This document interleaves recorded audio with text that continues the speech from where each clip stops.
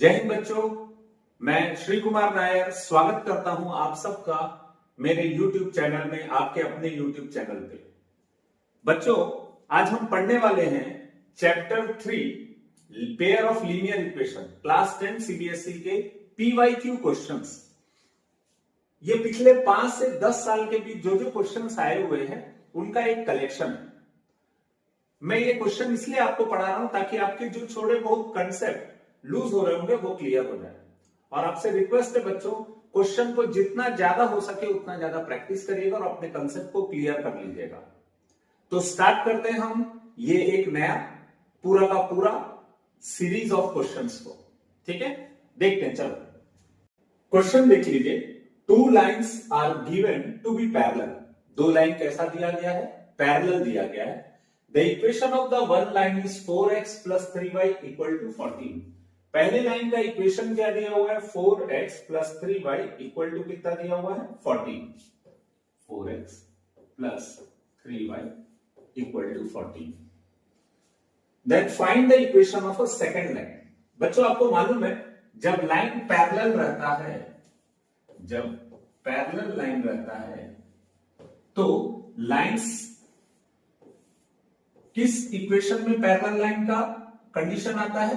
No solution में। और आपको मालूम है नो सॉल्यूशन का कंडीशन क्या होता है? a1 by a2 is equal to b1 by b2 but not equal to c1 by c2। तो बच्चों, इस केस में क्या होता है? इनका रेशियो क्या रहता है? इक्वल। मतलब अगर ये 4x plus 3y equal to 14 है तो जो हमारा रिक्वायर्ड लाइन है, जिस लाइन का हमको इक्वेशन लिखना है, इन दोनों का स्टार्टिंग का रेशियो इक्वल होना चाहिए। सपोज मैं अगर इसको डबल लिखता हूं यहां पर 8x, तो मुझे इसको भी डबल लिखना पड़ेगा सो दैट इनका रेशियो क्या आ जाए? इक्वल। 4 और 8 का रेशियो कितना आ जाएगा? 1/8, 1/2। 3/6 का रेशियो कितना आ जाएगा? 1/2। तो ये रेशियो क्या होना चाहिए? इक्वल। पर यहां पर 14 का डबल 28 होता है। 28 छोड़ के कोई भी नंबर आप लिख सकते हो। सपोज मैंने यहां पर लिख दिया 15। तो देख रहे हैं आप, इसका रेशियो आया 1/2, इसका रेशियो आया 1/2, पर इसका रेशियो कितना आ जाएगा? 14/15। तो ये रेशियो इक्वल नहीं है। तो हम बोलेंगे ये किसको रिप्रेजेंट कर रहा है? पैरेलल लाइन को रिप्रेजेंट कर रहा है, which shows no solution of the equation. बच्चों, ऐसा जरूरी नहीं है कि आप 2 टाइम्स करें। आपका मन कर रहा है तो आप ऐसा भी कर सकते हैं, ये 4 है तो इसको भी 4 लिखें, ये 3 है तो इसको भी 3 लिखें, पर इसको 14 लिखने की जगह कोई भी दूसरा नंबर लिख सकते हैं। सपोज मैंने 10 लिख लिया, तो देखो इसका रेशियो कितना आ जाएगा? फॉर द टाइम बीइंग हम इस इक्वेशन को एलिमिनेट कर देते हैं। हम सोचते हैं ये नहीं है सपोज। ठीक है, तो अब यहां पर क्या होगा? इसका रेशियो कितना आएगा? 1। 4/4 कितना आ जाएगा? 1। इसका रेशियो कितना आएगा? 3/3 कितना आ जाएगा? 1। और इसका रेशियो कितना आएगा? 14/10 दैट इज 1.4। तो आप देख रहे हैं रेशियो इन दोनों के इक्वल है। सॉरी, इन दोनों के रेशियो क्या है? इक्वल, पर इसका रेशियो इक्वल नहीं। तो ये भी इसका आंसर हो सकता है। कहने का मतलब ये है शुरू के रेशियो क्या होना चाहिए? सेम, और लास्ट वैल्यू जो C1 और C2 का रेशियो वो सेम नहीं होना चाहिए। कोई ऐसा नंबर होना चाहिए जो उस रेशियो से अलग हो। तो ये क्या रिप्रेजेंट करेगा? Parallel line. ठीक है,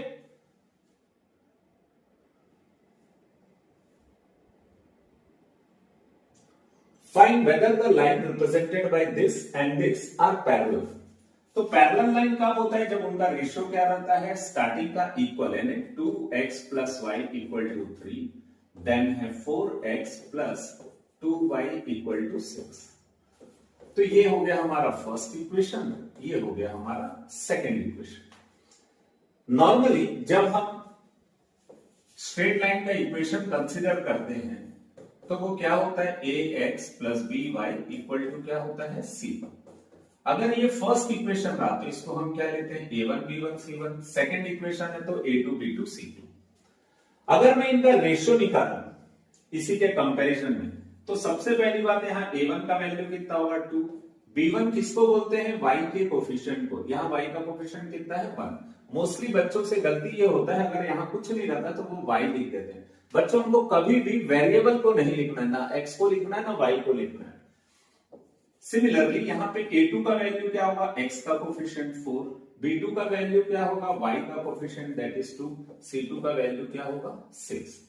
अब चेक करना है कि ये लाइन कौन सा है, पैरेलल है, इंसिडेंट है या कोइंसिडेंट है। तो हम उसके लिए सबसे पहले क्या करते हैं, a1 by a2 का रेशियो निकालते हैं। कितना आएगा 2/4 that is 1/2।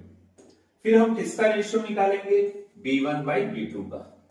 b1 by b2 का रेशियो कितना आएगा 1/2 और c1 by c2 का रेशियो निकालेंगे तो कितना आएगा c1 by c2 कितना आ जाएगा 3/6 दैट इज 1/2। तो आप देख रहे हैं बच्चों सब का रेशियो कितना आ रहा है 1/2, यानी a1 by a2 किसके इक्वल है b1 by b2 के, और ये किसके इक्वल है c1 by c2 के। तो ये कौन सा इक्वेशन बताएगा, इनफाइनाइटली मैनी सॉल्यूशन। ये क्या बताएगा, इनफाइनाइटली मैनी सॉल्यूशन। और ये इनफाइनाइटली मैनी सॉल्यूशन किस लाइन को रिप्रेजेंट करता है, it represent the coincident lines. इसका मतलब ये जो दोनों इक्वेशन है वो किसको रिप्रेजेंट कर रहे हैं, कोइंसिडेंट लाइन को। बच्चों वैसे देखने से भी हमको इसलिए पता चल जाएगा, देखो 2 का डबल कितना है 4, 1 का डबल कितना है 2, 3 का डबल कितना है 6, यानी हर सेकंड इक्वेशन 2 टाइम्स इससे बड़ा है। इसका मतलब सब का रेशियो क्या आएगा, सेम रेशियो आएगा। मतलब ये कौन सा सॉल्यूशन होगा, infinitely many solution.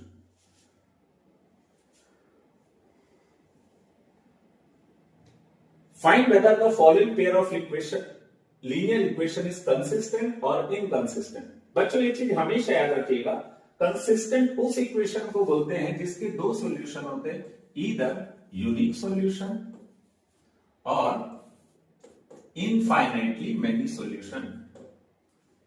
Consistent equation उसको बोलते हैं जिसका यूनिक सॉल्यूशन होगा या जिसका इनफाइनाइटली मेनी सॉल्यूशन होगा। इनकंसिस्टेंट किसको बोलते हैं, जिसका कौन सा सॉल्यूशन होगा, नो सॉल्यूशन।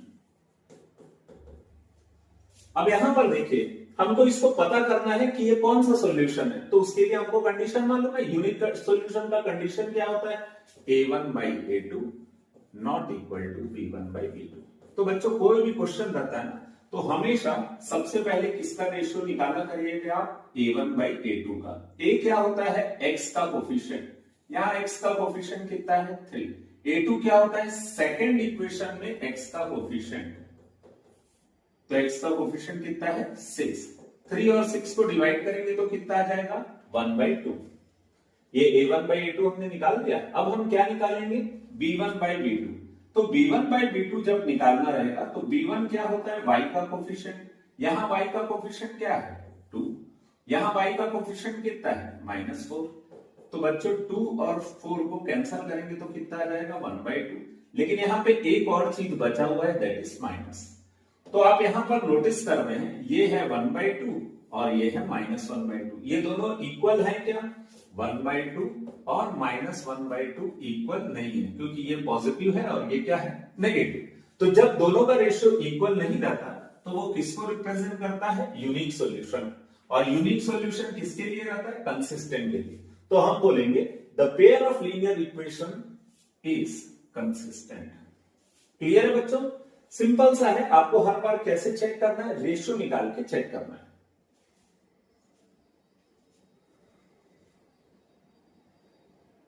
सपोज अगर हम इस क्वेश्चन की बात करें तो कंसिस्टेंट है कि नहीं, ये क्वेश्चन में पूछा है। कंसिस्टेंट बच्चों उसी को बोलते हैं जो या तो यूनिक सॉल्यूशन दे या क्या दे, इनफाइनाइटली मेनी सॉल्यूशन। या तो यूनिक दे या क्या दे, इनफाइनाइटली मेनी सॉल्यूशन।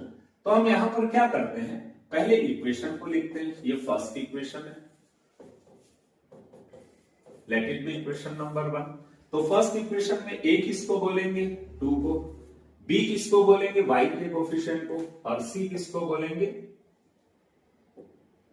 c किसको बोलेंगे कांस्टेंट टर्म -9। फिर उसके बाद अगर हम सेकंड इक्वेशन की बात करें, सेकंड इक्वेशन क्या है 4x + 6y - 18 इक्वल टू कितना है 0। जो सेकंड इक्वेशन में x y और कांस्टेंट टर्म है, उसके कोफिशिएंट को हम क्या बोलते हैं रेस्पेक्टिवली, ए, बी और सी। ए क्या होता है, एक्स का कोफिशिएंट कितना है 4। बी क्या होता है, वाई का कोफिशिएंट जिसको क्या बोलते हैं 6। सी क्या होता है, कांस्टेंट टर्म। लेकिन ये सेकंड इक्वेशन है, इसीलिए इसको हमने नाम क्या दिया है, A2, B2 और C2। सिमिलरली अगर आप यहां पर रेशियो निकालो, हमेशा बच्चों आपको A1 और A2 और B1 by B2 के रेशियो को पहले निकालना पड़ेगा। जरूरत पड़ी तब हम C1 by C2 निकालते हैं। A1 कितना है 2, A2 कितना है 4, तो ये रेशियो कितना आएगा 2/4, दैट इज 1/2। फिर हम किसका रेशियो निकालते हैं, B1 by B2 का। B1 का वैल्यू कितना है 3, B2 का वैल्यू कितना है 6। 3/6 मतलब अगर हम इसको कैंसिल करें तो ये आ जाएगा 1/2, काटे तो कितना आ जाएगा 1/2। देखो जब दोनों रेशियो इक्वल रहते हैं तो दो कंडीशन हो सकता है, या तो C1/C2 इक्वल होगा या C1/C2 इक्वल नहीं होगा। तो हम पहले फाइंड करते हैं C1/C2 कितना आएगा।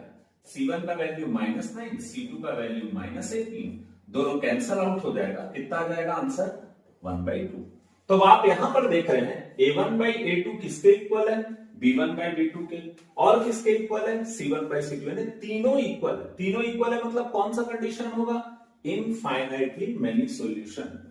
कौन सा कंडीशन होगा, इनफाइनाइटली मेनी सॉल्यूशन। और अगर ये इनफाइनाइटली मेनी सॉल्यूशन है तो ये कौन सा इक्वेशन होगा, इट इज कंसिस्टेंट, इसीलिए ये कंसिस्टेंट होगा।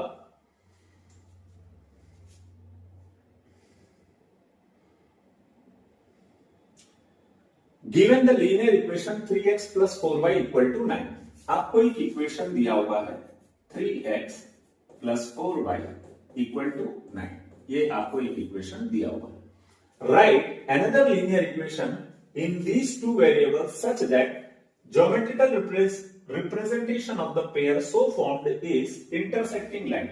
अब आपको एक ऐसा इक्वेशन फाइंड करना है जो आपको क्या दे, अगर हम उन दोनों इक्वेशन को ड्रॉ करें तो आपको क्या दे, इंटरसेक्टिंग लाइंस। तो बच्चों हमको मालूम है इंटरसेक्टिंग लाइंस मतलब कौन देता है, जिस दो इक्वेशन का कौन सा सॉल्यूशन हो, यूनिक सॉल्यूशन। और यूनिक सॉल्यूशन के लिए कंडीशन क्या रहता है, A1 और A2 का रेशियो किसके इक्वल नहीं होना चाहिए, B1 और B2 के। इसका मतलब हम अगर पहला इक्वेशन लिखे 3x plus 4y equal to 9, ये लिख दिया हमने। अब जब हमको सेकंड इक्वेशन लिखना रहेगा तो हमको ऐसा करना पड़ेगा कि स्टार्टिंग के दोनों का रेशियो क्या ना रहे, इक्वल। जैसे मैं अगर इसको डबल करता हूं सपोज 6x, तो इसको मेरे को डबल नहीं करना है, या तो ट्रिपल करना है या कुछ भी लिख देना है। जैसे 4x, मैं अगर अगेन 4y लिख दूं तो इसका रेशियो क्या आएगा 3/6, कितना आएगा 3/6, दैट इज कितना आएगा 1/2। मैं इसको डिवाइड करूं तो कितना आएगा 4/4, दैट इज कटेगा तो कितना आएगा 1। इसका मतलब ये है कि इसका रेशियो कितना है आपका, इसका रेशियो आपका कितना है 1/2 और इसका रेशियो कितना है 1। इसका मतलब ये है कि इन दोनों का रेशियो इक्वल है क्या, नहीं है। मतलब ये क्या रिप्रेजेंट करेगा, यूनिक सॉल्यूशन, या फिर हम क्या बोल सकते हैं इंटरसेक्टिंग लाइन। यहां पे वैल्यू कुछ भी लिख दो, उससे कोई फर्क नहीं पड़ता है। बच्चों मेरे ख्याल से आपको समझ आ गया होगा। आपको क्वेश्चन में क्या बोला, मैं एक बार फिर से समझाने की कोशिश कर रहा हूं। ये एक इक्वेशन दिया हुआ है, आपको बोल रहे हैं एक ऐसा इक्वेशन निकालो जो क्या रिप्रेजेंट करे, इंटरसेक्टिंग लाइन। इंटरसेक्टिंग लाइन कब होता है, जब कौन सा सॉल्यूशन होता है, यूनिक सॉल्यूशन। और यूनिक सॉल्यूशन का कंडीशन क्या होता है, एक्स और वाई के रेशियो इक्वल नहीं होने चाहिए। सपोज मैंने यहाँ पे 3 ऐसा भी लिख सकते हैं 3x plus 4y equal to 9।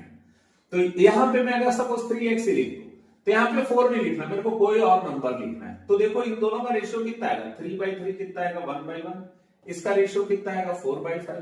तो आप देखिए 1/1 और 4/5 इक्वल है क्या, नहीं। तो दूसरा इक्वेशन ये भी हो सकता है, पहला हो गया 3x plus 4y equal to 9, दूसरा इक्वेशन हो सकता है 3x plus 5y equal to कुछ भी। तो आप दोनों को सॉल्व करोगे तो इंटरसेक्टिंग लाइन आएगा। अब अगर सेकंड इक्वेशन की बात करें, सेकंड जो उसकी रिक्वायरमेंट जो हमसे पूछा गया, कोइंसिडेंट लाइन। कोइंसिडेंट लाइन कब रहता है, जब किसी भी इक्वेशन में कोइंसिडेंट लाइन तब रहता है जब दो इक्वेशन का कौन सा सॉल्यूशन हो, इनफाइनाइटली मेनी सॉल्यूशन।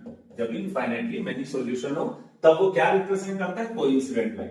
और हमको ये मालूम है कि कोइंसिडेंट लाइन के लिए कंडीशन क्या होता है, a1 by a2 सब इक्वल रहता है, b equal to b1 by b2 equal to क्या रहता है, c1 by c2। सपोज मैंने पहला इक्वेशन लिया 3x plus 4y equal to कितना लिया, 9। मैं अगर इसको डबल करता हूं सपोज 6x, तो मेरे को इसको भी डबल करना पड़ेगा और इसको भी डबल करना पड़ेगा, तो ये आ जाएगा मेरा सेकंड इक्वेशन। समझ आया क्या बच्चों, ये हमको गिवन इक्वेशन है, ये हमारा रिक्वायर्ड इक्वेशन। मैंने डबल किया क्योंकि इसमें ऐसा कुछ कहा नहीं गया कि कैसा निकालना, तो हम अपने मन से निकाल रहे, तो मैंने इसको डबल किया। आप चाहो तो 3 टाइम्स कर सकते हो, आप चाहे तो 1.5 टाइम्स कर सकते हो, चाहे तो 4 टाइम्स कर सकते हो। तो 3 का डबल अगर सपोज मैंने 3 टाइम्स किया सपोज, तो 3 3 जा कितना होगा 9x। इसको 3 टाइम्स करेंगे तो कितना आएगा 12y, इसको 3 टाइम्स करेंगे तो कितना आएगा 27। तो ये भी इसका आंसर हो सकता है, ये भी इसका आंसर हो सकता है। तो बच्चों आप जैसा चाहो वैसा निकाल सकते हो, क्योंकि इसमें ऐसा कोई बाउंडेशन नहीं है कि आपको कैसा निकालना है, ठीक है।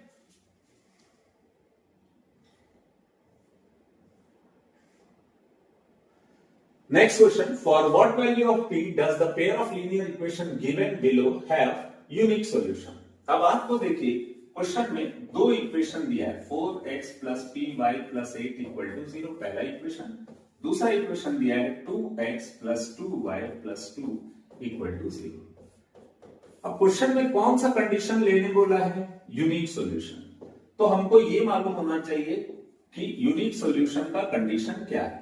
तो बच्चों आपको अगर चैप्टर पढ़ रहे हो तो ये याद होना चाहिए कि यूनिक सॉल्यूशन का कंडीशन क्या है। यूनिक सॉल्यूशन तब होगा जब a1 by a2 किसके इक्वल नहीं होगा, b1 by b2 के, दोनों के इक्वल नहीं है। अब a1 by a2 क्या होता है, x का कोफिशिएंट, यहां पे x का कोफिशिएंट क्या है 4। a2 क्या होगा, सेकंड लाइन में x का कोफिशिएंट कितना होगा 2, नॉट इक्वल। b1 क्या होता है, y का कोफिशिएंट कितना दिया हुआ है p, ये क्या दिया हुआ है 2।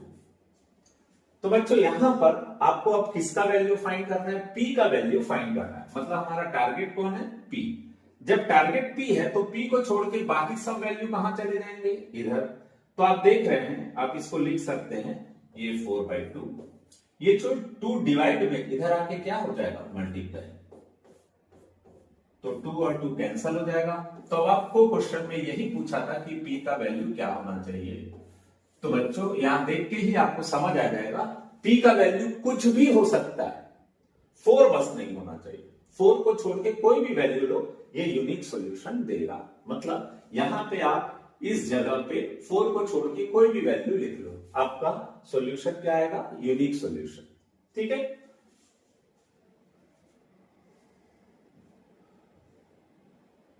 Next, for what value of k the pair of linear equation has an infinite number of solution।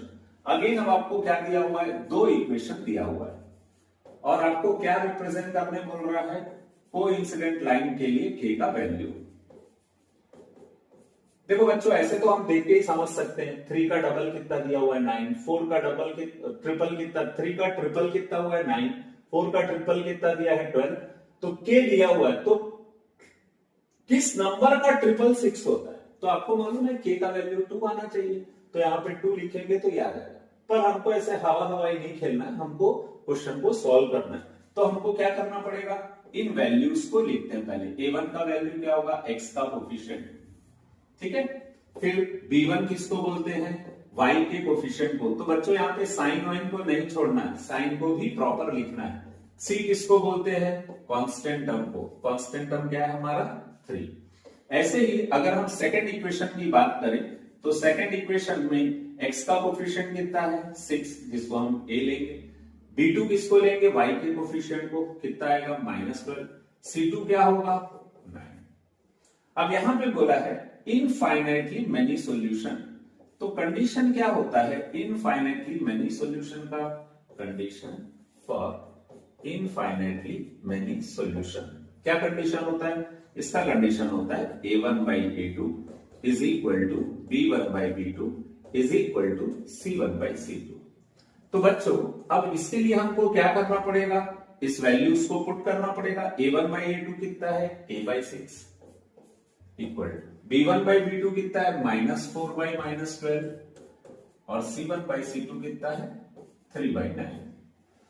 तो बच्चों सब वैल्यू जब इक्वल रहता है तो आप कोई भी दो वैल्यू को कंपेयर कर सकते हो। तो कॉमन सेंस से अगर हमको k का वैल्यू निकालना है तो हम k वाले वैल्यू जिसमें होगा उसी को कंपेयर कर सकते हैं, यानी फर्स्ट के साथ सेकंड को कंपेयर कर सकते हैं या फर्स्ट के साथ किसको कंपेयर कर सकते हैं, लास्ट वाले को। अब आपकी मर्जी, आपको जिसको कंपेयर करना है। सपोज मैं फर्स्ट और सेकंड को ही कंपेयर करता हूं तो ये क्या हो जाएगा K/6 इज इक्वल टू, ये माइनस साइन को हम क्या कर देते हैं कैंसल, 4 और 12 कैंसल होगा तो कितना आ जाएगा 3। अब हमको k का वैल्यू निकालना है, 6 डिवाइड में इधर आके क्या हो जाएगा मल्टीप्लाई, तो 3 और 6 कैंसल होगा तो कितना आएगा 2, k का वैल्यू कितना आएगा 2। मतलब अगर आप यहां पे k का वैल्यू 2 रखोगे तो ये बन जाएगा infinitely many solution. Next question में बोल रहा है find the value of k for which the pair of linear equation kx plus y equal to k square. मतलब हमारा पहला इक्वेशन क्या दिया हुआ है kx plus y equal to k square, ये है हमारा फर्स्ट इक्वेशन। यहां से अगर हम a1 b1 और c1 की वैल्यू फाइंड करें तो a1 का वैल्यू कितना होगा k, b1 का वैल्यू कितना होगा 1 और C1 का वैल्यू क्या होगा k स्क्वायर। सिमिलरली अगर हम सेकंड इक्वेशन कंसीडर करें x plus ky equal to 1, ये है हमारा सेकंड इक्वेशन। इस इक्वेशन में क्या बोल रहा है a2 कितना होगा x का कोफिशिएंट दैट इज 1, b2 कितना होगा k और c2 कितना होगा 1। क्वेश्चन में बोल रहा है it has infinitely many solution.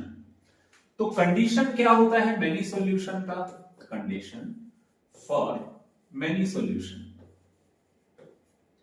Many solution का कंडीशन क्या होता है a1/a2 is equal to b1/b2 is equal to c1/c2। a1 का वैल्यू 1 k, a2 का वैल्यू 1, b1 का वैल्यू 1, b2 का वैल्यू k, c1 का वैल्यू k स्क्वायर और c2 का वैल्यू 1। तो बच्चों हम इसमें से कोई भी दो इक्वेशन को, दो वैल्यूज को इक्वेट कर देते हैं। सपोज मैं अगर इन दोनों को इक्वेट करता हूं तो ये क्या हो जाएगा k/1 इक्वल टू 1/k। अगर मैं क्रॉस मल्टीप्लाई करूं तो ये हो जाएगा k स्क्वायर इक्वल टू 1, तो k का दो वैल्यू आएगा। जब भी स्क्वायर हटता है बाजू में क्या लग जाएगा रूट, तो ये क्या हो जाएगा प्लस माइनस √1। तो k का हमारा दो वैल्यू आया, एक +1 आया और एक क्या आया -1। अब हम क्या करते हैं, सेकंड को अगर हमें कंपेयर करना है, मैं इसको थोड़ा सा मिनिमाइज कर लेता हूं।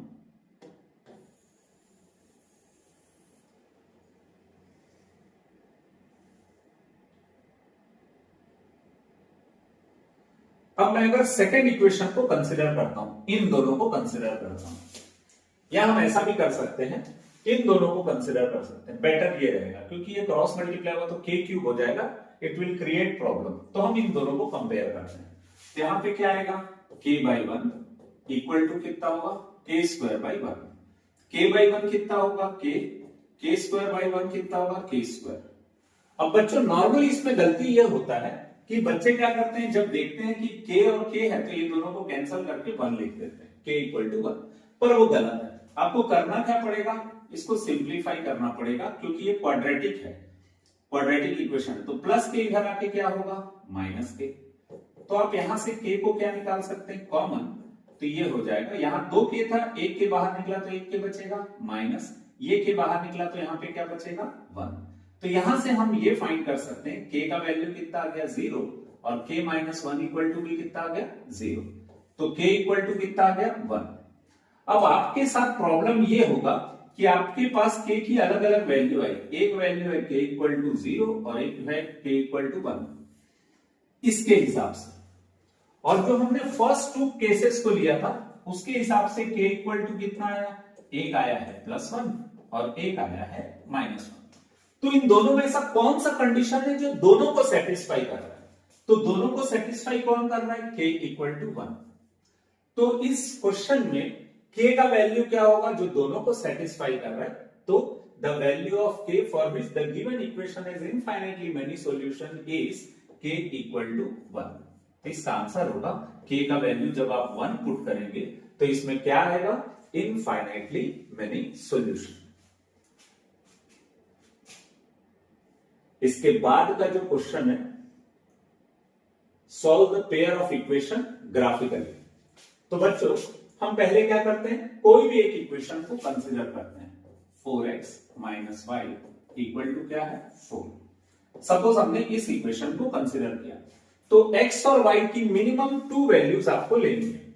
सपोज मैंने y की वैल्यू 0 कंसीडर की, तो जब मैं y की वैल्यू 0 कंसीडर करूंगा तो ये इक्वेशन में क्या आ जाएगा? 4x minus Y equal to कितना है? 4। और जब मैंने y की जगह 0 पुट किया तो 4x माइनस 0 कितना होगा? 4x इक्वल टू कितना होगा? 4। तो x इक्वल टू कितना होगा? 4/4। ये दोनों कैंसिल होगा तो कितना आ गया? 1। तो आप यहां पर देख रहे हैं, हम इसका टेबल बना लेते हैं इस पर्टिकुलर पेयर लीनियर इक्वेशन के लिए x एंड y। मैंने x का वैल्यू क्या लिया यहां पर, सॉरी y का वैल्यू मैंने क्या लिया? 0। तो x का वैल्यू कितना आया? 1। अब हम क्या करते हैं, सेम इसी में लेट, अब हमने y को 0 लिया था, सपोज हम x को 0 लेते हैं। सपोज हम x को 0 लेते हैं, तब क्या होगा? हमारा एक इक्वेशन है 4x minus Y equal to कितना है? 4। तो हम x की जगह जब 0 लेंगे तो माइनस वाई इक्वल टू कितना होगा? 4। 4 इंटू 0 कितना होगा? 0। माइनस वाई इक्वल टू कितना होगा? 4। तो माइनस वाई इक्वल टू आ जाएगा 4। तो y विल बिकम -4। इस माइनस को हम ट्रांसफर कर देते हैं यहां पे। तो आप देख रहे हैं x का वैल्यू 0 लेने से y का वैल्यू कितना आया? -4। ये हमने सॉल्व किया अभी फर्स्ट इक्वेशन को। अब हम किसको सॉल्व करेंगे? सेकंड इक्वेशन को। तो जब हम सेकंड इक्वेशन को सॉल्व करेंगे 3x plus 2y equal to कितना है? 14।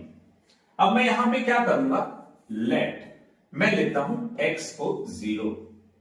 तो जब मैं x को 0 दूंगा तो यहां पे x की जगह क्या आ जाएगा? 0। 2y इक्वल टू कितना होगा? 14। 3 इंटू 0 कितना होगा? 0 प्लस 2y इक्वल टू कितना होगा? 14। तो 2y इक्वल टू हो जाएगा 14, y इक्वल टू हो जाएगा 14 divided by 2, that is y equal to आ गया 7। अब आप देख रहे हो आपके पास एक वैल्यू आ गई। अब आपको एक वैल्यू और मिनिमम कंसिडर करना पड़ेगा। तो आप या तो y की वैल्यू 0 लोगे, y की वैल्यू 0 लोगे तो देखना ये 3 नीचे आएगा तो ये फ्रैक्शन में आएगा। मोस्टली बच्चों को फ्रैक्शन वाले क्वेश्चन में क्या होती है? तकलीफ। इसीलिए हम ऐसी वैल्यू कंसीडर करते हैं जिससे ये फ्रैक्शन में ना आए। सपोज मैं x की वैल्यू -2 लेता हूं। सपोज मैंने अगर x की वैल्यू -2 ली तो क्या हो जाएगा? ये थोड़ा इसको मिनिमाइज कर लेते हैं क्योंकि ये स्पेस थोड़ा सा कम पड़ जाएगा।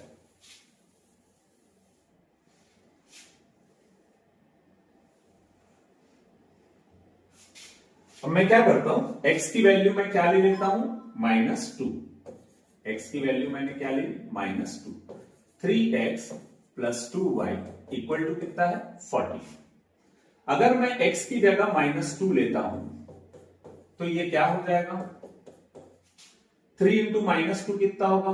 -6 प्लस 2y इक्वल टू क्या होगा? 40। ये जो -6 है ये ट्रांसफर होगा तो क्या हो जाएगा? +6। 2y इक्वल टू हो जाएगा 20। तो y इक्वल टू क्या आ जाएगा? 20/2, दैट इज 10। तो y का वैल्यू कितना आ गया? 10। तो अगर आप इसका ब्लॉक बनाओ जो आपने वैल्यूज कंसिडर किए तो क्या होगा?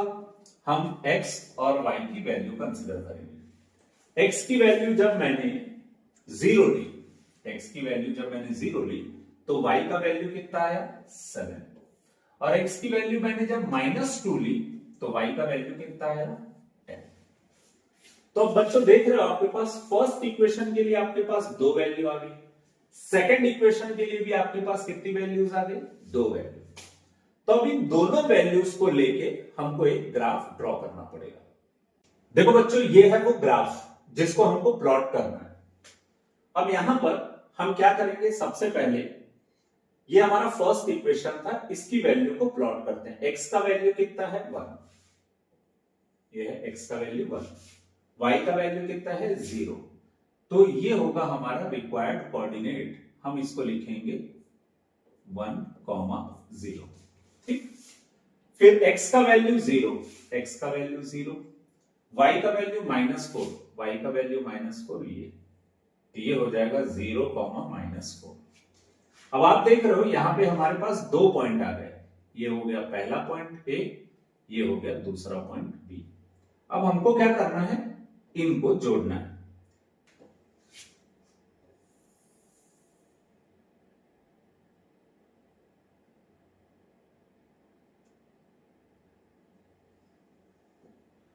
इस तरीके से हमारा ग्राफ बन जाएगा।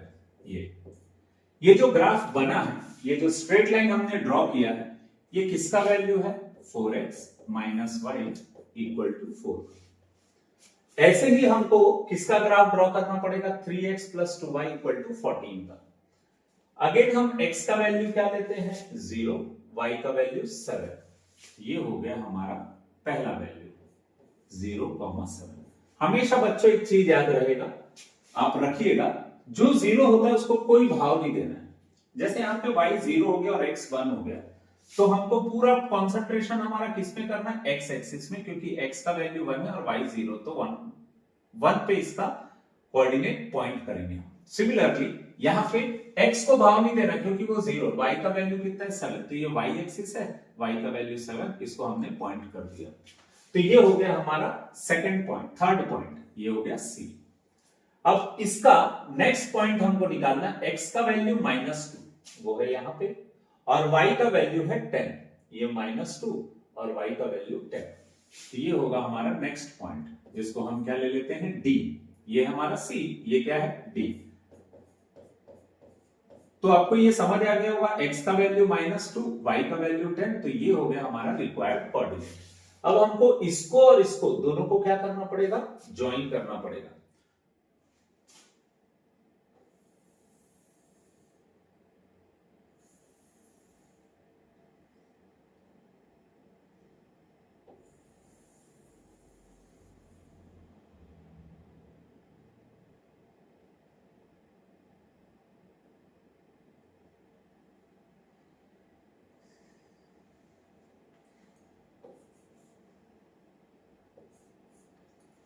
तो हमने इस तरीके से इसको ज्वाइन कर दिया, तो ये आ गया 3x + 2y = 14 का ग्राफ, =14 का ग्राफ।